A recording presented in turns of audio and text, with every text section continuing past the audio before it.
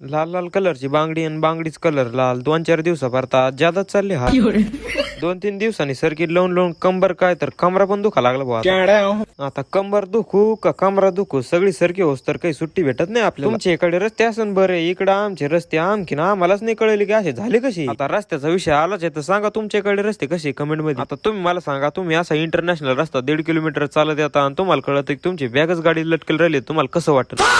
असंच माझ्या संग झालं. असं वावरात चलत चलत आलो मग कळलं की पिशी दिसरली गाडी. जाऊ द्या होत राहतं म्हणा. परत गेलो पिशी आणली लगेचच मम्मी म्हणाली घी सारखी भिडा लावायला. मी म्हणलं इतका मोठा अन्याय. तुम्ही अन्यायाबद्दल इतका विचार करू नका. मी असे कितीकच गोलीगत धोके खाईली.